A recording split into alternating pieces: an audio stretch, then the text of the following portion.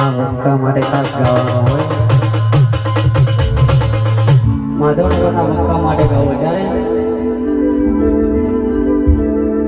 જે તો ભીતર ની ઘરે જાય